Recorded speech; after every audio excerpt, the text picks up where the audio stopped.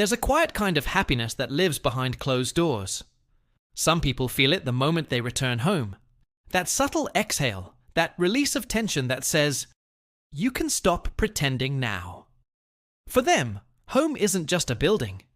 It's a psychological sanctuary. It's the only place where their mind can finally stop performing. While others chase stimulation and movement, these people find contentment in stillness. Society calls them introverts, loners, or even antisocial. But psychology paints a different picture, one that reveals depth, sensitivity, and self-awareness beneath that love for solitude. To understand people who love staying at home, we must first look at the nature of energy and attention. Every person has a psychological battery, a finite reserve of emotional and cognitive energy. Extroverted personalities recharge through interaction. Their energy expands in social settings, fueled by noise, novelty, and attention. But for others, that same environment drains them. The mind begins to feel overstimulated, crowded, and restless. It's not dislike, it's depletion. Home for such people becomes the natural space for recovery. It's not isolation, it's maintenance. It's how they return to themselves after being pulled apart by the demands of the external world. Carl Jung, the father of analytical psychology, was among the first to define this distinction between extroversion and introversion. He described introversion as the inward movement of psychic energy, a turning toward the internal world of thoughts, feelings, and imagination. Jung believed that introverted individuals live primarily in the realm of reflection and meaning. They don't avoid life, they interpret it. The home becomes a container for that inner life, a physical manifestation of the mind's sanctuary. It represents not escape, but introspection. When they sit in silence, they aren't doing nothing. They are digesting experience. Psychologists today often describe this preference as stimulus sensitivity. Some brains are wired to respond more strongly to external input, light, sound, noise, or social presence. High sensitivity isn't weakness. It's a feature of depth processing. People who love staying home usually fall somewhere on this sensitivity spectrum. They notice subtleties that others overlook. The tone of a conversation, the atmosphere of a room, the emotional undercurrents in interactions. Because they absorb so much, they need longer periods of decompression. The world bombards them with data. Solitude filters it. Home gives them a space to process without interruption. Homebodies also tend to have a strong internal locus of control, a psychological term meaning they derive stability from within rather than from external circumstances. For them, peace isn't something to be found outside.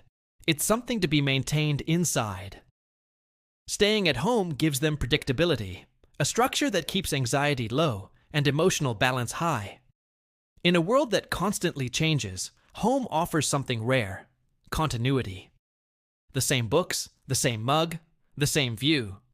Small consistencies become anchors in a sea of instability. That comfort is not trivial, it's therapeutic. Many people who prefer home are also what Jung might have called intuitive types. They find stimulation not in crowds, but in concepts, in ideas, imagination, and patterns. Their inner life is vivid, rich, and endlessly entertaining. While others need external novelty to feel alive, they find novelty within thought. Reading, creating, or daydreaming provides as much excitement as a party might for someone else. To the outside world, this looks like withdrawal. But internally, it's expansion. Their world is vast. It just isn't visible. There's also an emotional intelligence in this preference. People who enjoy staying at home tend to be attuned to their emotional boundaries. They know when they're reaching saturation. They don't push themselves into exhaustion for the sake of appearances. This self-awareness is a hallmark of psychological maturity. It's not that they dislike others. They simply understand that presence loses meaning when forced. True connection requires emotional clarity, and for that, solitude is essential. Home is where they recalibrate their empathy, where they empty the noise so they can listen again. But there's another layer, one rooted in security and attachment. For many, home symbolizes psychological safety. Attachment theory teaches that our earliest experiences of comfort, usually in childhood, become internalized as emotional blueprints. A person who associates safety with warmth, routine, and familiarity will naturally gravitate towards spaces that recreate those feelings. Home becomes an extension of the nurturing environment that shaped them. It's not about avoiding the world, but recreating the emotional stability they once knew, or perhaps never had, and are now building for themselves. That's why people who love staying home often take great care in shaping their environment. The arrangement of furniture, the lighting, the sounds, every detail carries emotional significance. The home becomes an external reflection of the inner world. Minimalists crave calm. Creatives crave comfort. The aesthetics aren't just decoration, they're regulation. The mind uses the environment to maintain psychological balance. When home feels right, the self feels coherent. However, the relationship between solitude and psychology is more complex than introversion alone. Modern research shows that people who love staying home often score high in openness and self-reflection. They find joy in thinking about life, in analyzing, reading, imagining. This introspection can lead to higher creativity, empathy, and emotional depth. But it can also become overthinking if unbalanced. Jung warned that introversion can tip into rumination when the inner world loses contact with reality. The same walls that protect can also imprison if never left behind. The key, he said, is integration, to move between the inner and outer worlds freely. So why does society often judge people who prefer to stay home? The answer lies in collective values. Modern culture is built on extroverted ideals, visibility, performance, networking, and constant stimulation. Productivity is measured by presence, not thought. The quiet person who declines invitations seems suspicious, too withdrawn, too detached. Society often equates stillness with stagnation and solitude with sadness. But in truth, many of these people are not lonely. They are simply at peace. Their joy is subtle, the quiet joy of being where they belong. There's also a psychological bias called the extrovert ideal, coined by author Susan Cain. It describes the cultural tendency to value sociability and charisma over introspection and depth. From classrooms to workplaces, the world rewards the loudest voice in the room. The person who enjoys home disrupts that system. Their silence can't be measured. Their value can't be performed. That makes others uneasy. Because if fulfillment can be found in solitude, then perhaps the collective chase, the constant motion, is unnecessary. And that realization threatens the social order. Yet history is full of thinkers, artists, and philosophers who understood the power of staying home.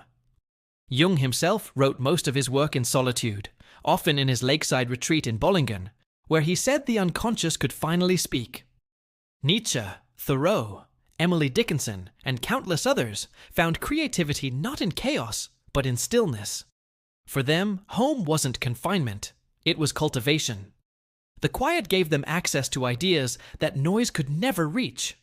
What looked like isolation was in truth communion, not with people, but with thought itself. Psychologically, people who love staying home often have rich parasocial and imaginative lives. Their relationships with books, music, art, and ideas provide the emotional stimulation others seek through socializing. This isn't a substitute, it's a different form of connection. They commune with archetypes, symbols, and patterns of meaning.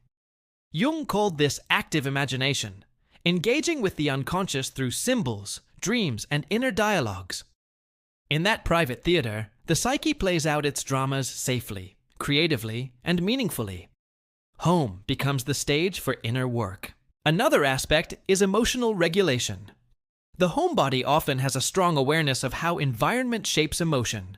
They intuitively manage their sensory world, adjusting light, sound, temperature, and atmosphere to create emotional harmony. This is self-therapy in action.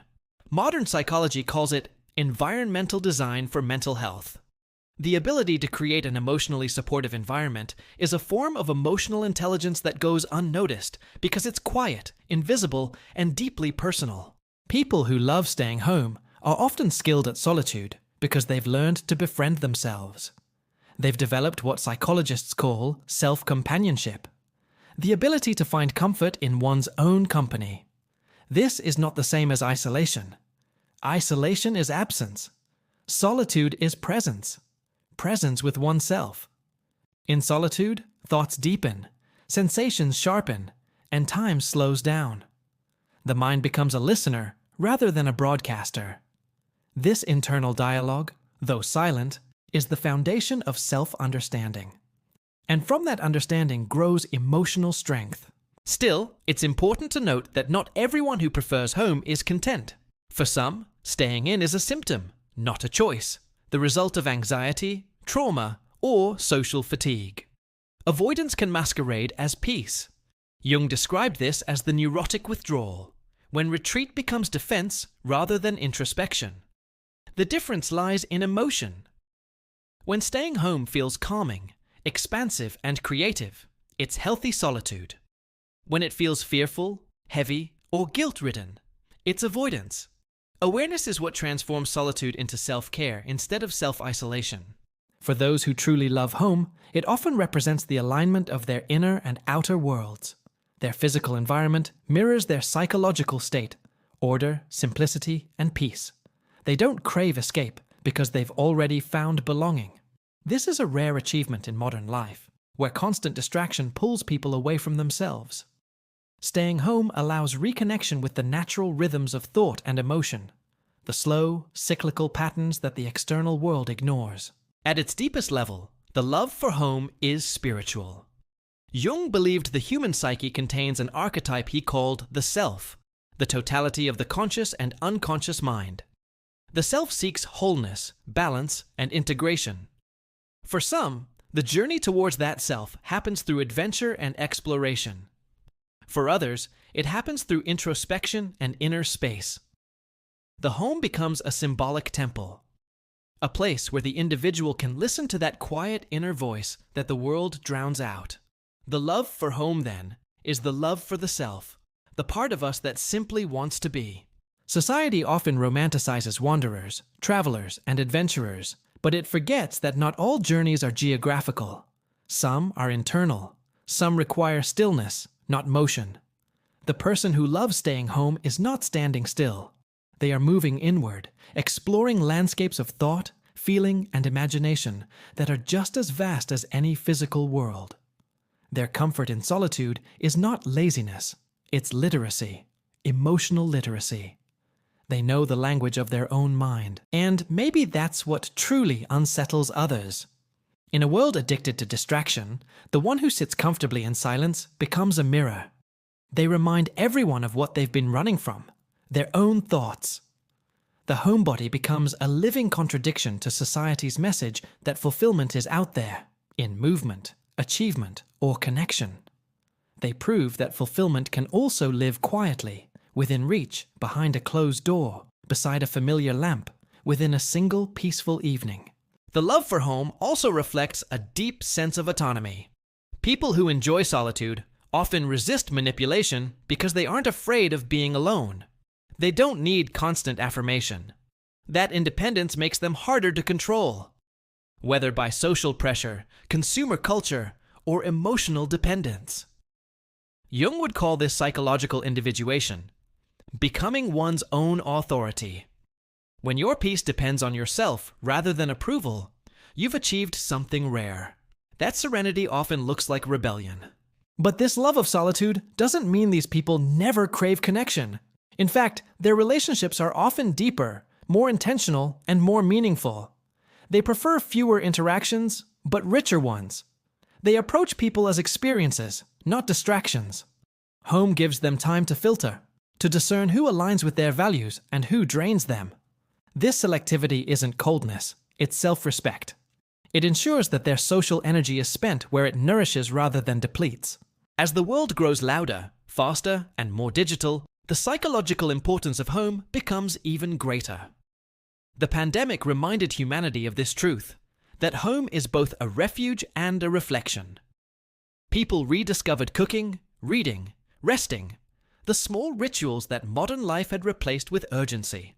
For some, that period was suffocating. For others, it was a revelation. It showed them that their peace had always been within reach. They realized they didn't need endless motion to feel alive. They needed quiet to hear themselves again. So, what does it say about those who love staying at home? It says they've learned something the rest of us are still chasing. That peace is not found in new places, but in familiar spaces seen with awareness. It says they've made peace with being, not just doing. They've embraced one of the hardest psychological lessons Jung ever taught, that the journey inward is the real adventure. It takes courage to stop running, to sit in your own company, to feel the full weight of your existence, and still be calm. The person who loves staying home has made that peace. Not perfectly, but consciously. In the end, staying home is not a rejection of the world. It's a rebalancing. It's an act of choosing where to place attention. For some, that choice is social. For others, it's solitary. Both are valid paths toward meaning. The one who loves home simply walks a quieter road, one paved with thought, comfort, and gentle awareness. Their happiness may not be loud, but it is steady. It doesn't depend on the approval of crowds or the speed of life. It depends only on being where they truly belong, in a space that mirrors their soul. So the next time you meet someone who says, "I just love being at home," don't see them as withdrawn or unmotivated. See them as someone who has mastered the art of peace, someone who has made their inner world spacious enough to live in comfortably. They aren't avoiding life. They're living it differently, slower, deeper, truer. Because sometimes the most profound journeys don't begin with departure. They begin with staying.